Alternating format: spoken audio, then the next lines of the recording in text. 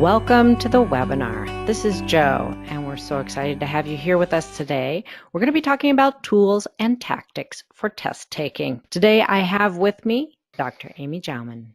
Amy, I'd love for you to introduce yourself, please. Good afternoon, everybody, or morning if you're listening to the recording. As Jo said, my name is Amy Jauman.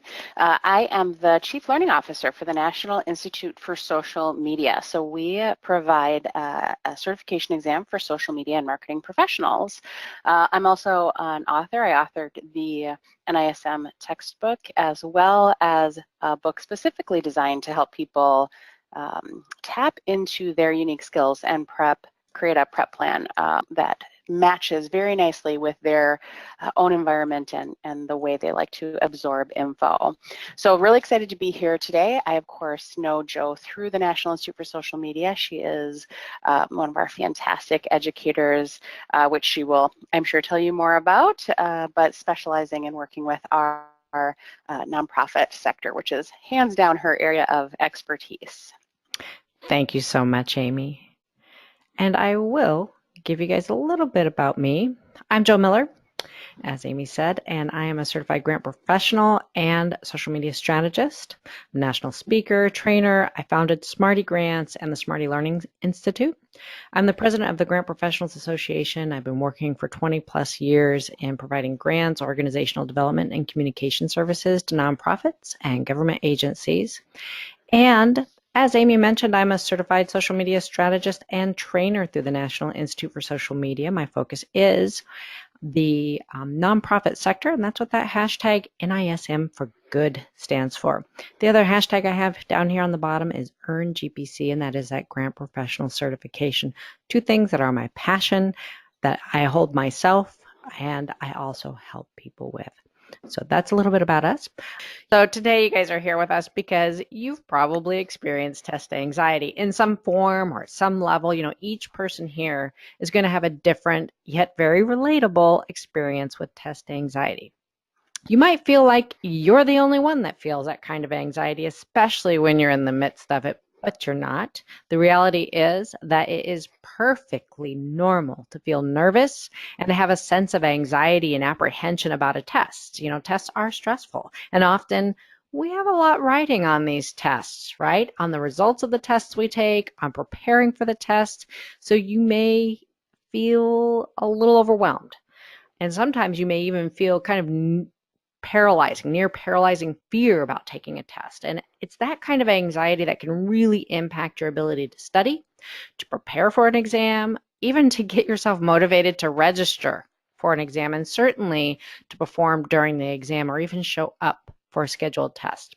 So test anxiety is a psychological condition in which a person will experience severe anxiety and distress in situations involving testing. And most often, test anxiety is related to performance anxiety. A person has the skills, they have the knowledge to excel in a test or in a performing situation, but their exaggerated anxiety impairs their performance. So ultimately creating more anxiety for subsequent testing and performance situations. So what we want to talk about here today are some steps, some tools to really acknowledge that we all have these feelings to one degree or another over time, and what we can do about it to support each other and to make sure that we're able to move forward in achieving our goals. So one kind of logical place to start when we talk about test anxiety and really start to dig in is just a high-level overview of what exactly causes us to have test anxiety. So it's never the same for anyone, and different people can have multiple sources of anxiety. So I'm just going to give you a couple to think about just really briefly, and then Jo and I are each going to talk about experiences that we've had with different candidates in our work and some of what they have shared with us for solutions and kind of some of those outcomes. But here's just a few things to think about. So a really popular cause of test anxiety is, of course, a fear of failure. Like Jo said, this is very normal. If you weren't afraid of failing, it would probably mean that the test you were taking was not particularly valuable, right? Because if there's no fear of failing, it would mean that everybody passes it, and so there's kind of a natural built-in. It's good to be anxious because it means you're undertaking something of value, maybe something that is going to set you apart in your particular field of study. It's good to have that little bit of a fear of failure because it means it's something challenging. And the only other thing I could think of why you wouldn't be afraid of failing would be like if you were somehow cheating or something. So I mean, none of that is good. Fear of failure is a good thing unless it becomes paralyzing, as Joe already mentioned. So it's finding that healthy balance.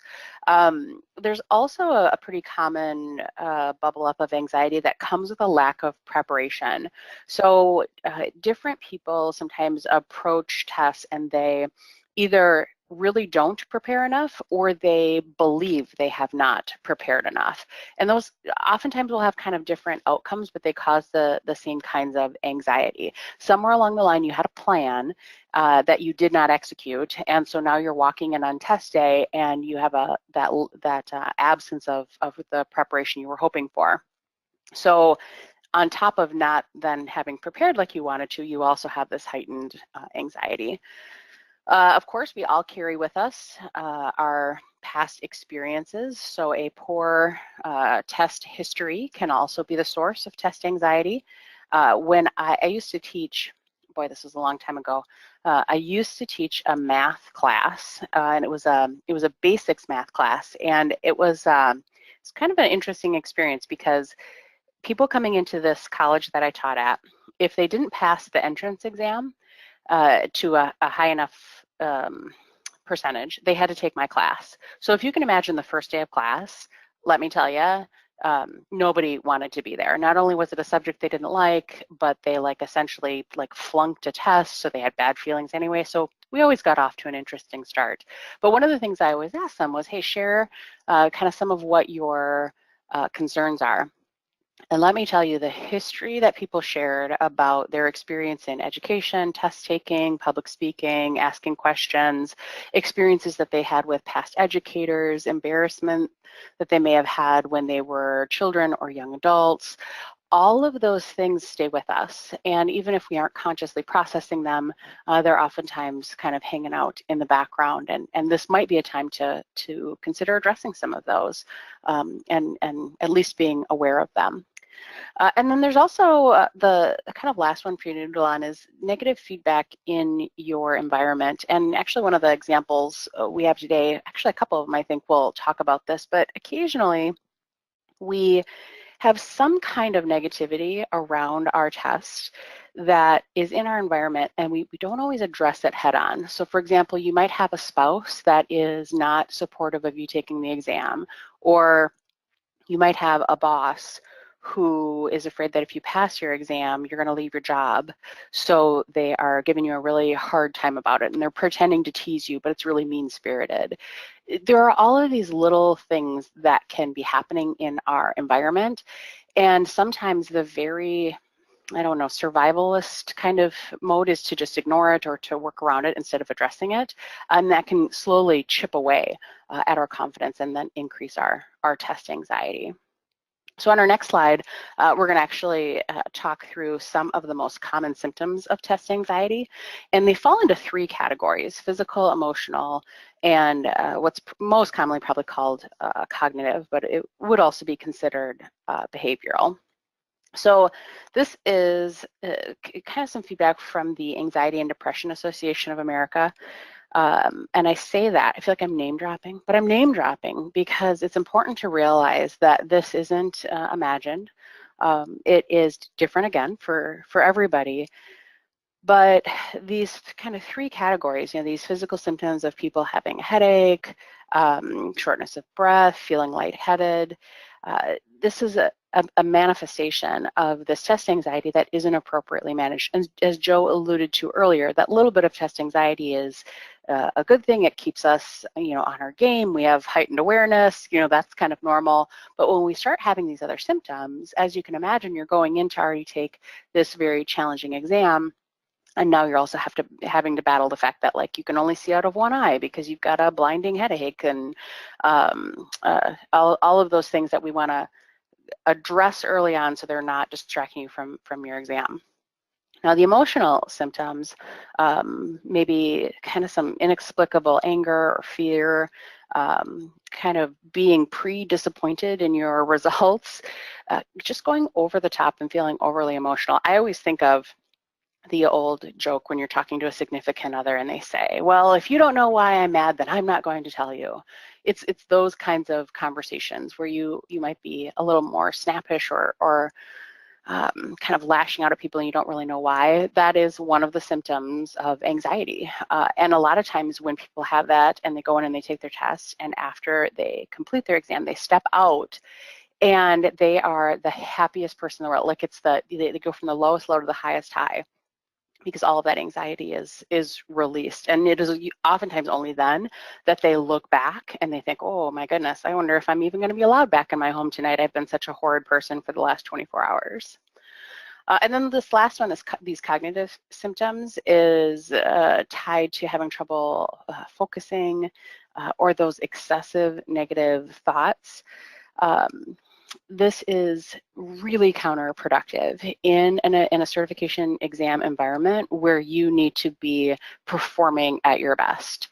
I know it sounds kind of silly and like I'm stating the obvious here, but this is why we're addressing these, because think about it. You're taking on something that's very challenging, and if you are going in with these overwhelming feelings that you just know you're going to fail and you can't shut these voices off, it is going to be such a heavy weight on something that's already very challenging for you. It's unnecessary weight that hopefully we can help you out with alleviating today.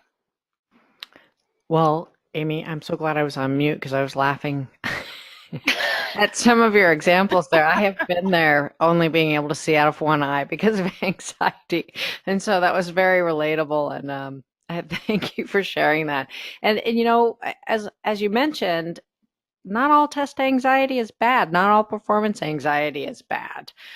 It is perfectly okay to experience some of that anxiety before a test. And in fact, a little apprehension can be helpful. You know, there's this Yerkes's Dawson law that suggests that there's a link between arousal and performance up to a certain point. It's first described by psychologists Yerkes and Dodson, and it was discovered that and don't try this at home, mild electrical shocks could be used to motivate rats to complete a maze, but if the electrical shocks became too strong, the rats would scurry around in random directions to escape. So imagine that when you are overstimulated, you have too much apprehension, you may feel like that rat in the maze, that you're just running around, you're not accomplishing anything, you're not getting anywhere, you're bumping into the dead ends. And I feel like that often happens to us. But sometimes when you know you have a goal and you have a little anxiety and you have a mission and you're stimulated enough that it brings you some satisfaction, that you're feeling that kind of arousal about, I'm going to get this, I'm going to learn this, I'm going to accomplish things, then that feeds into your success. And that's what we want to talk about here. How do you balance that? What can we do to get you to that point where you have enough apprehension that it helps you with your motivation, but not so much that it's overwhelming? And, you know, we're not going to tell you to be perfectly relaxed before you go in and take a test, because that's just not going to happen. You can't have a little anxiety and apprehension and be fully relaxed. We are going to talk to you about how you can bring that tension down, how you can relax a little bit more so that you can balance this out. And we're going to share tips and tools to help you achieve that optimal level of tension, that optimal level of arousal that helps motivate you, keep you focused on your knowledge building, and keep your attention on the test or studying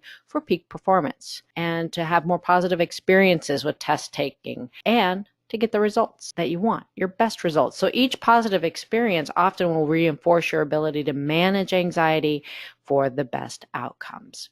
So let's take a look at a few examples of people who have experienced severe test anxiety, some of their personal causes, and some of the solutions that have worked for them. All right, so our first example, Joe, that was just like a TV interview lead-in. That was fantastic. So our first example, this was a woman that I worked with actually a few years ago. And what happens oftentimes when you're in an educator role is you supply content, but we go a little bit beyond that oftentimes and talk about how to make good choices in your environment and to find needs, figure out how to meet needs that you may have associated with your own particular personal or professional goals, as well as limitations within your environment. I tend to work, so if you recall at the beginning of the session, I shared I work for the National Institute for Social Media, just like Joe does, and I work with a lot of people who are marketing professionals, which means they're probably a few years into their professional career. This also means that oftentimes they have a family and are established in their job. So these are not people who are just looking for something to do. They are busy people who are already juggling a lot of different things. So when we talk about you in that environment, that busy person already juggling a lot of different things, if you tackle a certification prep and don't make significant smart changes in your environment, what can potentially happen is you think you're preparing for your exam, but you actually aren't. So the woman I was started to tell the story about had kind of set up a prep schedule where for the exam materials where she was reading, just, thick, heavy certification exam content, right? So this isn't like the latest Stephen King novel. This is stuff you have to actually absorb and remember and take notes and all that. She had set up so that she would do her reading before bed.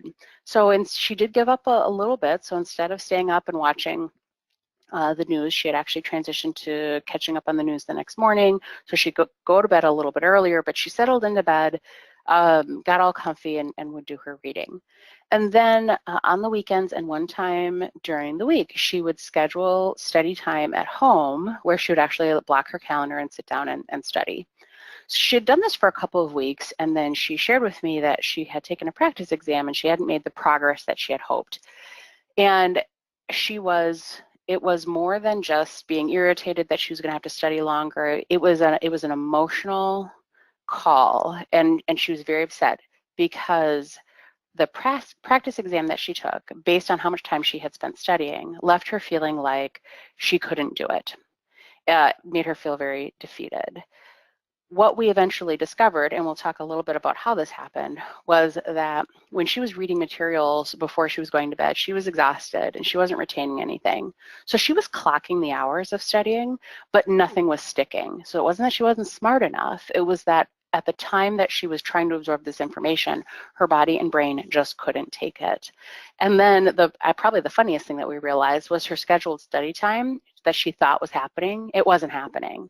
So she would set herself up in her home where her kids were, and they would come and interrupt her. So she would study, I'm doing air quotes, you can't see me, but trust me, study for 2 hours. And inside of that 2 hours, her kids would come in 6 or 7 different times and ask her for different things, or she'd stop for 10 minutes to go make them a snack. And this was a smart woman, but she hadn't made the right choices at the setup. And why this matters the most is because the negative impact was doubled. Not only was she not getting the work done that she needed to get done, she thought it was because she couldn't do it. So it had both a tactical toll on her schedule and it had an emotional one as well. So we'll take a look at some of the reasons behind it there. So I've got 2 things for you to ask yourself if this kind of idea resonates with you. The first is this idea of documenting your motivator. So think about why it is that you're studying. And then the next time you have competing priorities, so going to a happy hour after work, or going to your kid's baseball game, or watching a TV show, know that you're always making a choice about how you spend your time. And that does not mean that you always choose to study for your exam. It just means that you're always choosing. So documenting your motivator means that you make the decision to regularly instead of saying that you don't have time to study, that right now studying is not a priority. So try that on as you take a look at your schedule. And let's take our kids' baseball game as an example. So you're coming home from work, you've got 20 minutes to get to the ballpark, and you think, well, I could go straight home and study. My significant other is at the ball game, so I don't really have to be there. So right now, is studying a priority? And you know what? That answer might be no, it's not a priority. Being at my kid's baseball game is a priority, and off you go. But you make that choice. And the cool thing that will happen is that when you are at getting ready to go to happy hour, or you are wanting to watch a TV show or something like that, and you say, all right, is studying a priority right now? You're going to make that better choice for you and your family. The second one is the Pomodoro Technique. Jot that down if you have never heard of it before. Very simply, it's tracking your time. The Pomodoro Technique in particular is tracking your time in 25-minute increments. And if that feels overwhelming to you, trust me, you pick up the tactics pretty easily. So you jot down, you hit a timer, literally use a timer. And while that timer is running for 25 minutes, you don't stop whatever it is you're working on. And how that helps you, remember back to our example of the mom that kept getting interrupted, is you teach your family that while that timer is running, mom can't be disturbed. And then you can look back at your schedule and you'll see one of two things. You'll either see, oh, I didn't get as much studying in as I thought I did, right? Because you'll have a more kind of honest assessment, or you'll be able to see chunks of time where you were able to really were really able to study and get focused, and where you might need to make some changes in the future. So that's our first example, and I'm actually going to keep going and share a second example with you before we let Jo share some of her stories. The second example I have to share is actually talking about that unsupportive environment that we alluded to earlier, and I've got two examples of this. And just to be clear, unsupportive environments take a lot of different shapes because we have so many different environments that we are affected by. So the first example, I knew a guy he was in construction management, and he was taking a certification exam, and he happened to have it set up with his family that he was the sole provider. So he had a couple kids at home, he had a wife, and he needed this certification to advance his career. And so he kind of opted to not change his environment at all and to just try to find time to study. And what started to happen, that test anxiety bubbled up in that emotional manifestation that we talked about earlier. And he started becoming really short, particularly with his wife, because that stress was just building up because he wasn't making the progress that he needed. Now, how this actually came out was she put her foot down and basically was like, you know, why are you being such an unbearable troll? You know, like, you're just horrible to be around. What's the deal? And that forced the conversation. Luckily, because that conversation was forced, what they did was they made some different choices. So he thought he had to go it alone. And she said, well, for heaven's sakes, why didn't we talk about this before? You need 6 weeks to study. For those 6 weeks, I'll take care of the lawn chores, you know, no big deal. So you don't have to worry about that. That'll buy you like a couple hours a week. We'll put off one other big project they have been thinking about doing around the house. And they even put their heads together and realized they could spare a couple of vacation days. And he actually set it up so that he took a couple of random afternoons off, and he didn't come home. He went to a library and studied and had that quiet time. So you probably thought unsupportive environment, I was going to say terrible people, right? But in this particular example, the origin of the unsupportive environment was the test taker. He created it for himself. And taking that step back, hopefully some of this might resonate with you, because you might be doing some of this as well. You might be choosing not to involve other people. You might be choosing not to make adjustments. That is, in the end, making your environment more difficult. The second one is environments that are sometimes, whether it's family or, you know, siblings or a spouse or whatever it is, sometimes we have relationships with people where we have good-natured teasing, and when we have situations of high stress where there's a lot on the line, where we have real fear associated with something, there are times when it doesn't work, even if that's your normal banter. So there was this husband and wife team that I knew, and she was taking an exam that was very difficult. It was an extremely difficult exam.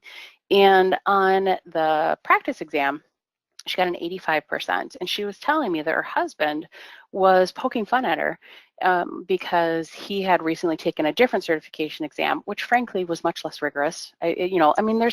Everybody knows the reputations of exams. And not to diminish his accomplishment, but he was saying how he got so much of a higher score and blah, blah, blah. So the interesting piece was she was telling me this, and I could hear in her voice that even though on some level she knew he wasn't meaning to be hurtful, it was harming her. And she didn't quite know what to do about it because that was their dynamic. So it was an interesting conversation to have with her and a little bit of an awkward conversation for her to eventually have with her husband. But it helped because he wasn't trying to be hurtful. He didn't know he was doing any harm. So bringing that to light, so first understanding that about yourself, and then maybe talking to people in your environment if things like that are going on. And again, your environment could be your home environment, your work environment, your extended family. That environment can be anywhere, but just managing that kind of support system and being aware about how you really feel. How do you set up this environment? This actually was a really important piece to wrap up from a tip standpoint. Where people often miss the boat on this is they imply what support they need. So they sit down with their family and they say, all right, dad's going to be taking a really tough exam, so I really need you guys to pitch in extra around here for the next couple of weeks. And everybody goes, oh, okay, yeah, sounds good. But nobody really understands what that means. So remember my first example of, hey, I'll mow the lawn for the next 6 weeks while you're prepping the exam. And it's literally, it's tactics like that. One of our NISM certification exam test takers, she mentioned in passing once, we were chatting on the phone and she said, oh yeah, the kids are doing the dishes. That's usually my household task, but while I'm studying for my exam, they offered to take it on. And it was the cutest thing because it was also very emotionally supportive because everybody was in that same boat. But the biggest takeaway was, it wasn't, hey, look for ways to help me out, guys. It was tactical. It was, I need you to do this for this period of time, because that's the best way to keep everybody organized and to really help those people who love you support you in ways that are meaningful. So have those purposeful conversations and seek the support that you do need to be successful. I love those stories and I love those tactics. I think they're so important, and we may do them without thinking about it, but what we're trying to do with this webinar is make you really think about it and take actionable steps, and doing it all with purpose. Speaking of doing it all, this is one of the problems that we see time and time again. Raising my hand is guilty. You may think you can do it all, but not really. This is kind of an undercurrent in each of the problems that we see, is that, maybe you're not making enough room in your life for the goals that you have and to really accomplish those goals. So many people who seek to build their professional skills and competencies, they're committed. They're committed to their business, to their organizations, their clients, they volunteer on boards, they mentor others, they serve their communities. And they commit. We are committed to our careers and our home environments and our spiritual organizations. But, I have worked with numerous students who fall into this category. They commit without making room, without making any accommodations, with making no sacrifices. I had a student who, she was pregnant for her first time. She was working full time. She was in an awesome career, who decided to add a professional exam prep course and exam 8 weeks before her first baby was due. She also wanted to wrap up all the projects at work, make sure that she set everybody else up to take over, and she wanted to earn this credential before she went on maternity leave so that when she got back, there were more opportunities for her. And, of course, she's remodeling the nursery. You and I both know something had to give. She was overwhelmed, completely overwhelmed. And it wasn't realistic for her to do all of this. She wasn't making accommodations. She wasn't making sacrifices. She felt like she was making a lot of sacrifices because she felt like she was doing a lot of this for other people. So we did have to come to some questions about that reality. We'll talk about that in a minute. There's another person I know, one of our students, he works 60 hours a week. He's training for a marathon. He volunteers at his church, and he serves as a commissioner for his county. And he and his partner travel about 3 times a year out of the country. He decided to add getting a new credential, but he didn't make any accommodations or even think about it. He just added it onto that pile. Not very clear about how that's going to work or impact his life and others. I want to let you know that we've all been that person. We try to squeeze it in rather than looking at what we're going to give up temporarily. We make a commitment to preparing for our professional credential, to prepare for a major exam without any accommodations or sacrifices, and without that communication with those around us. What are you willing to give up to make this happen? Because in reality, when we say yes to one thing, we're saying no to something else, whether you plan it or not. And when we don't plan it, when we don't plan our no's, that's when we disappoint others. And that's when we disappoint ourselves.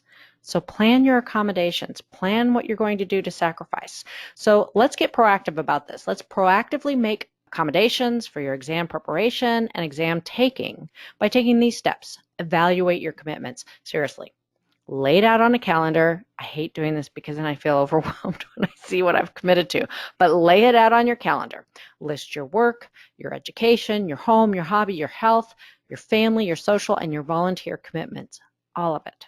Be realistic about the amount of time that you will need to set aside to prepare for your exam and to take your exam. Be realistic about the areas in your life where you can reduce your commitments temporarily. Write it down. And then communicate those accommodations to the people that will be impacted by your accommodations, your family.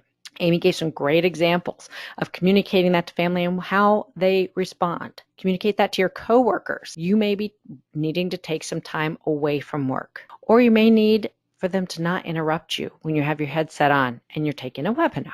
Talk to your clients too. Maybe you're setting aside some time to really advance your skills and your competency that's going to help your clients if you're a business owner, but you're going to be away. You're not going to be as available. Talk to them about that. Be open. It's an opportunity to share with them how invested you are in serving them and in bettering your business. So again, and talk to those places where you volunteer and serve. There may be somebody else that can step up temporarily and in your place and give you that time that you need.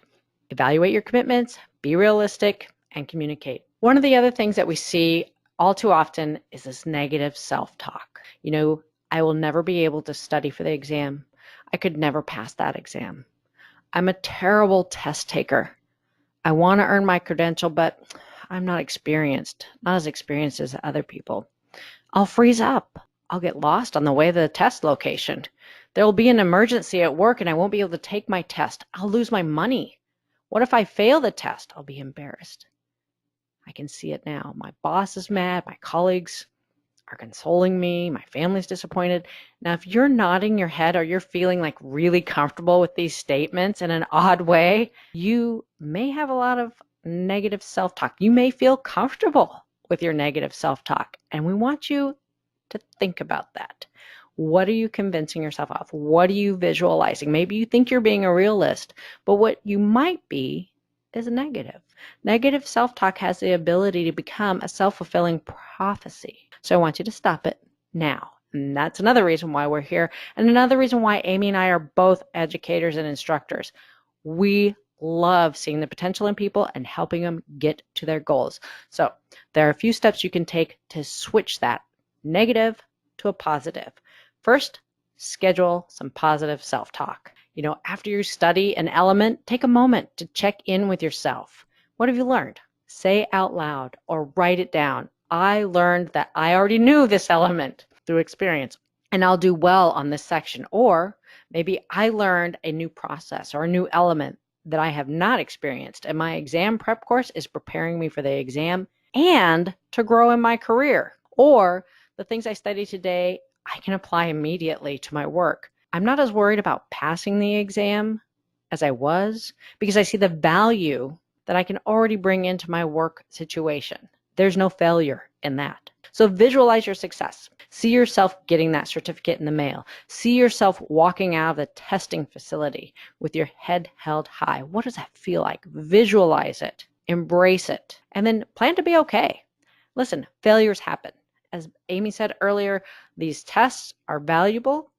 They're valuable because they really do take into account that not everybody's going to pass, that not everybody has all the knowledge.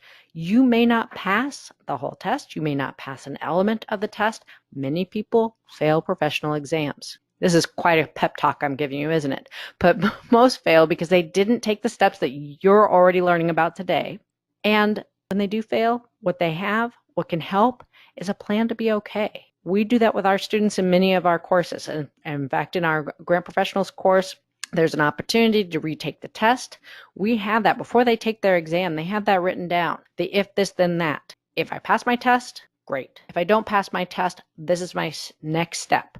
I go back, I do the test prep, I write down notes, I go through the areas that I feel like I was weak on, and I schedule that next test. So plan to be okay, even if you don't pass the exam on the first try.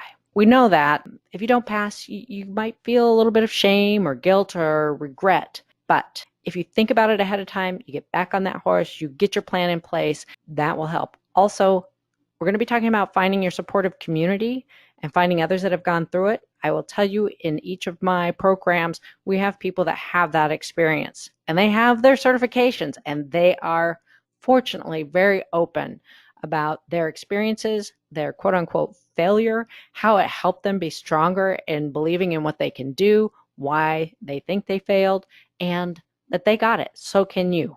And you're going to be okay. Now, here's another one. The fear of the unknown. You may be afraid to take an exam prep course because you're not sure about how much time it'll take or what it'll be like or if it's a fit for you. You may be afraid of the whole process. You may have a unrealistic fear too. I had this we had a person who was preparing for the exam, and she was very afraid of a lot of things. She was also embarrassed and felt a great deal of shame because she had taken the exam. And she'd done it in a group setting at a conference, at a national conference with a group of peers, but she didn't pass. She'd had some previous challenges with test taking, and she also had some challenges with preparing and didn't really prepare. So she thought her 15 years plus of experience would cover everything with the test, but she was wrong because it's a generalist exam, and she had some real niche experience where she was an expert in one area, but some real gaps in her experience in another area. So she realized that she needed to study, she needed to find a program that could help her identify her strengths and weaknesses.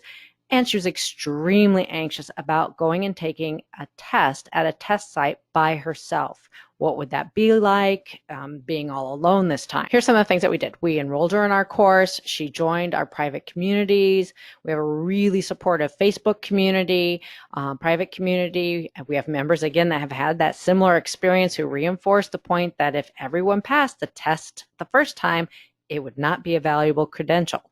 So the value of getting the credential is that you have experience and you have a broad knowledge of laws and regulations and ethics and best practices for all types of grants and all types of environments. And obviously we can't all have worked in all types of environments, but gathering that knowledge is part of studying and preparing for the exam. We also found out, again, that she, in talking, as Amy said, we work with our students. In talking with her, we found out that she was afraid of the testing site and afraid that she'd get lost. And so some of the things that we did were, through our one-on-one coaching, was that we identified that, you know what, you just need to drive to the testing site. You need to meet the proctor. You need to look at the site so that you can physically be there and see yourself there. And that's what she did. And what was really amazing and so much fun is that when she did go to take her test, she drove the test location, didn't get lost. The proctor greeted her by name, which was wonderful. She knew where the bathroom was. She knew how to communicate her need to take a break, and she knew exactly what equipment she would be using. This was an extra step, and it took a half day for her to accomplish this visit. But for her, it made all the difference in the world. Understand what it is you might be feeling anxiety about and find steps to take care of that. Find your community. If you need some one-on-one coaching to figure out what some of your barriers are, find that. And then again, practice performance and other elements. So she practiced even going to the test taking. She did do practice tests for the test and a variety of other things, but studied in the group, found ways that met her needs for her. So find your own solutions too, and ask others what's worked for them. So now we're going to talk about some key elements for test taking. Amy? thinking. What Joe and I wanted to wrap up with today was a look at these kind of handful, 7 concepts, just at a little bit higher level, kind of a rapid fire review of specific categories for you to take a look at and reflect on in your own life. So looking at what preparation looks like, how you can develop test-taking skills, what you can do. So we're putting action verbs to this. What can you do to maintain a positive attitude? How are you going to stay focused? How are you going to stay healthy, relaxed? How are you going to find support? So we're going to take a look at each one of these in an overview. Now, in some ways, being prepared, isn't that what we've been talking about? Isn't that, kind of the base? It's the most obvious element for successful test taking. And for most professional credentials, there is that eligibility exam that you can take to get a sense of your experience and qualifications and whether or not this exam is for you. And beyond that, most exam providers or preparation instructors will offer practice exams as well. Practice exams can give you a sense of your strengths and weaknesses, but those practice exams are the tip of the iceberg. Preparation goes beyond evaluating your experience and current knowledge. For most professional exams, the exam evaluates, again, back to that broad base of knowledge and understanding. And so for most of us, that means that our niche experience or our particular focus within that broad base of knowledge within our profession gives us a lot of great experience and knowledge, and we have gaps in our experience and knowledge. And this is where studying and finding preparation courses can make a huge difference. For example, I'm a certified instructor for NISM for the Social Media Strategist Exam Preparation course, and I provide that Grant Professionals course for individuals who are developing their skills and competencies in the profession with elements that are geared to support those who are seeking to earn their GPC. And I am a firm believer that preparation isn't a solo practice. Study groups, connecting with others who have attained their credential are keys to success. So therefore, our Grant Professionals course offers a lifetime access and continual updates to our materials and has a private Facebook group that includes weekly discussions about current events and real-life challenges.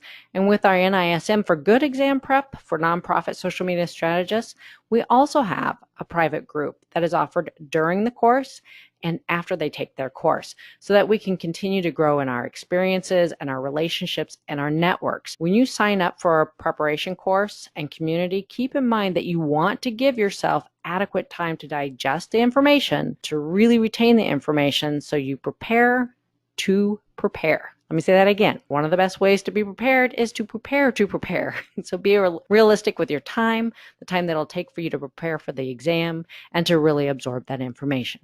So our second consideration is developing good test-taking skills, and this is a very tactical approach to prepping for your exam. So for some people, they love this, right? Because this feels very check the box, like enough of this theory stuff. We can get down to the nitty-gritty of it.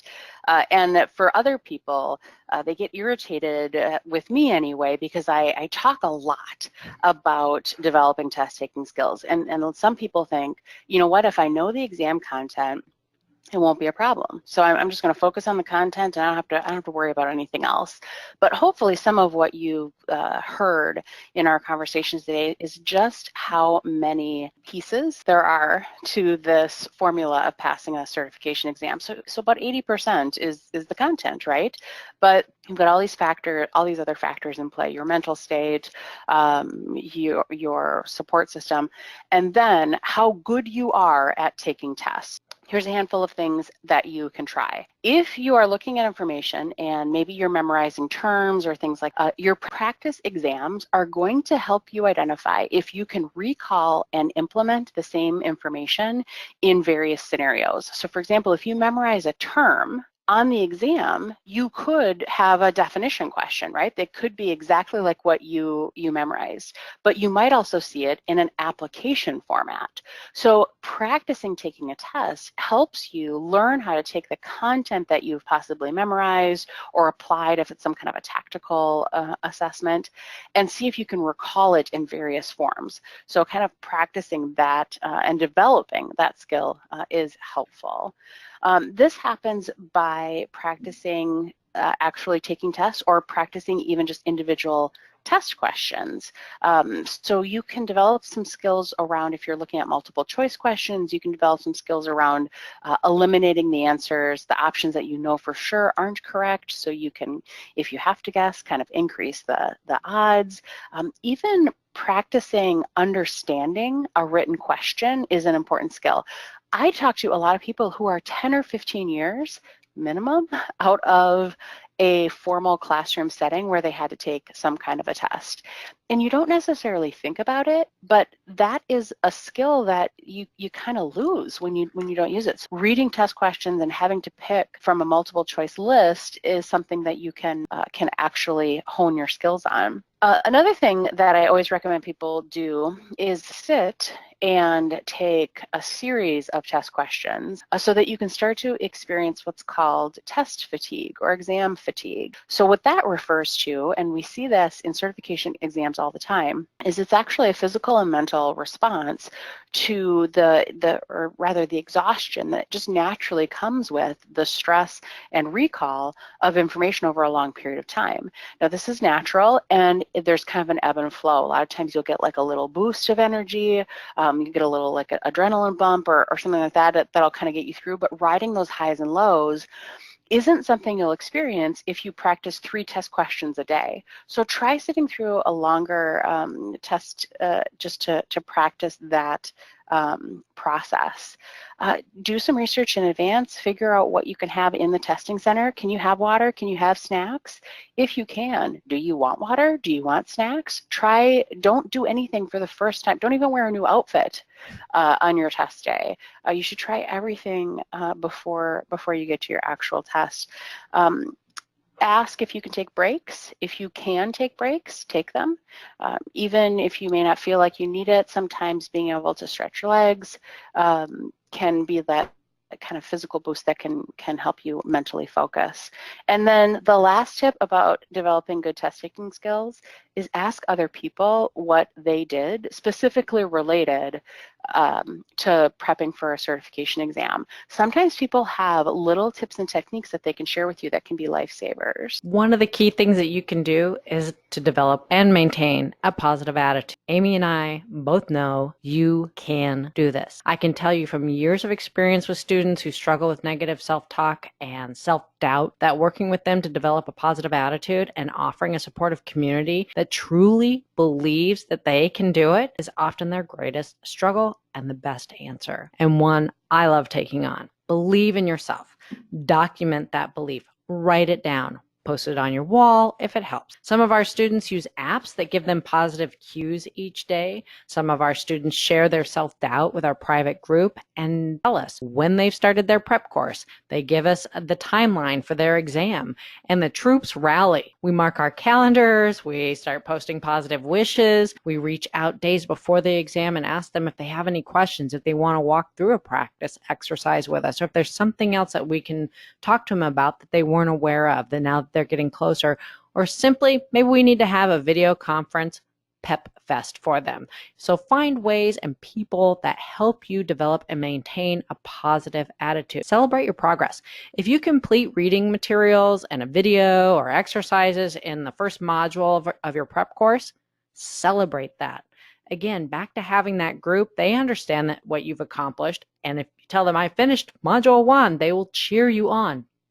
Or maybe you want to create like a thermometer of success, knowing how many modules you're going to do for preparation and what steps you need to take to get to that finish line, to take your exam. Create that visual that tracks your progress and give yourself kudos and celebrations along that path as you reach those milestones. I'm going to go make a thermometer of success. I just want one. I don't even know what I'm working for, but I'm pulling up on my wall.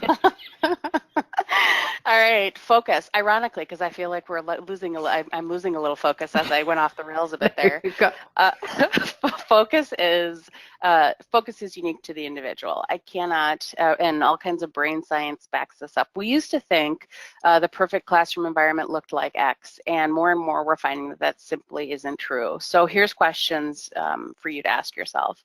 When you need to focus, when you need to study, when you need to be uninterrupted, should you be at home or away? People who have kids and a significant other Sometimes they will stop at a coffee shop on their way home from work and study for an hour, and then they'll go home, or they'll go into work an hour early. Because when you have, especially if you have young kids, and it's just really hard to explain that you can't be interrupted, or frankly, it's too tempting to spend time with the people that you love, that maybe that just has to be a choice that you make.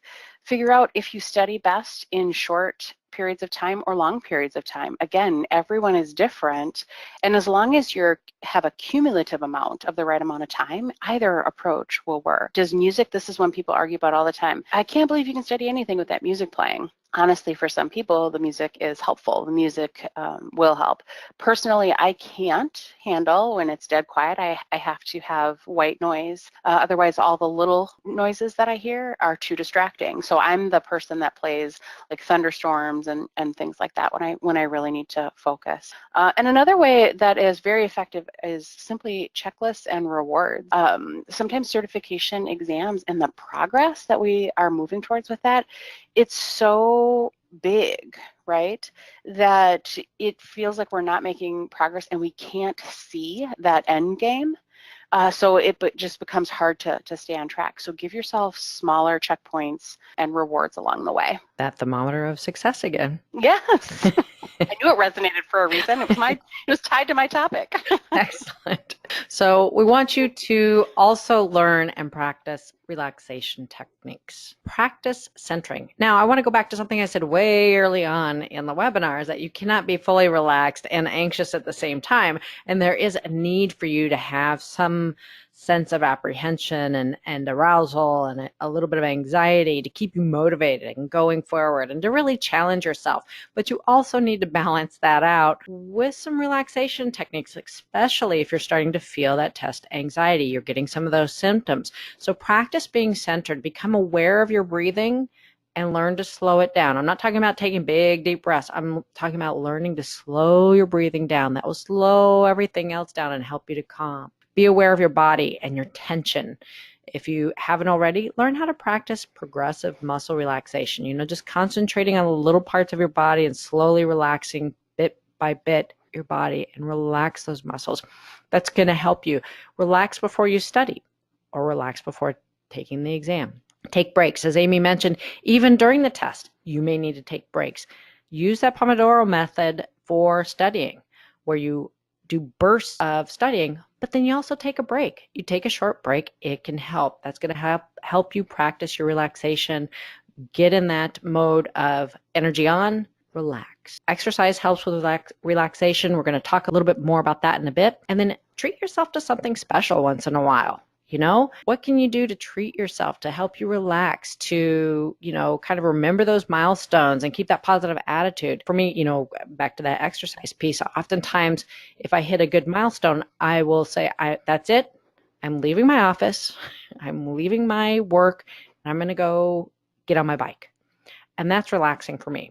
A lot of our students use apps. There's some fantastic apps out there. There's apps that help you, they'll bring you positive thoughts every day and kind of cue that. But I like a couple of apps. I like Insight Timer, Calm, and Headspace for meditation, guided meditation, for some of that music that I like to use when I am studying that's specifically and scientifically made to help you study and concentrate.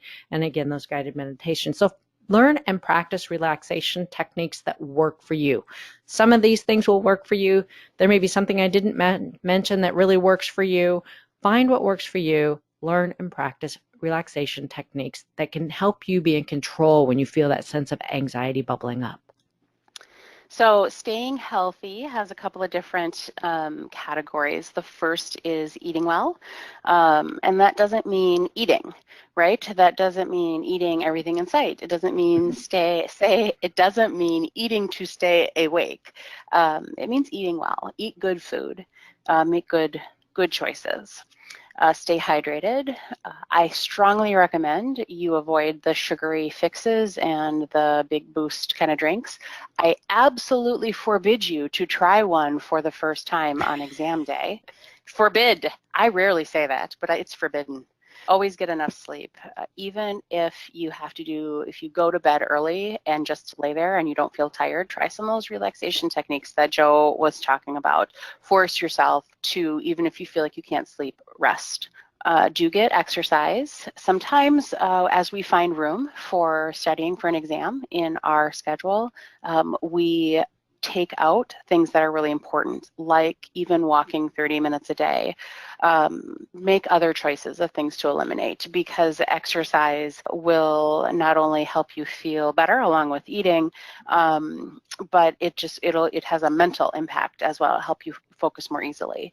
And some things that people forget about is proper lighting. When you're reading or working on a computer, we tend to curl up in a corner or get comfy, and for whatever reason we forget that our eyes have to work extra hard if they don't have the right support. And similarly, make sure that your desk chair or whatever chair you're sitting in has the proper support so that you can avoid back pain.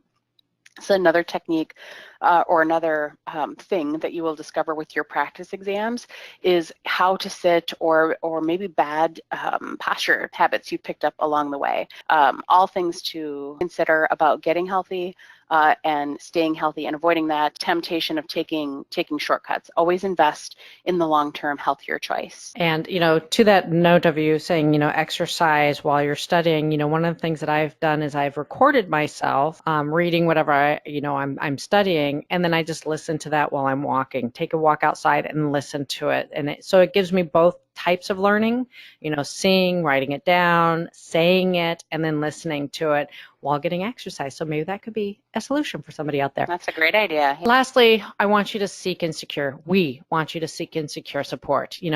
Talk about your dreams and desires concerning your professional development and seek support from your loved ones, your friends, your colleagues, your bosses. Amy and I will be there for you. Find your people. As I said before, I firmly believe in building supportive communities that, again, support your efforts, that see you through your goals and give you a chance after you've reached your goals to build your leadership skills and to continue participation and to support others in achieving their dreams. Find your communities. Find great supportive instructors that are approved by the credentialing organizations. Ask community members why they joined. What did they get out of that community? Why does it fit their style? How has it impacted their progress and their professional experiences? Seek support and get it. We do have a course coming up for NISM for Good. That course will be starting September 10th. We also have a Grant Professionals course. We have a master group that will be starting on September 17th. We have some resources from NISM. I highly recommend their bundles, their courses. There's a lot of resources on their website. So thank you very much, Amy, for being here and doing this with me. Thank you all for each of you who attended today. And for those of you that are on the recording, please give us your feedback wherever you see this embedded or wherever you have a comment. Please, we'll be checking those comments and we'll be happy to get back to you at any time and let us know how we can help you.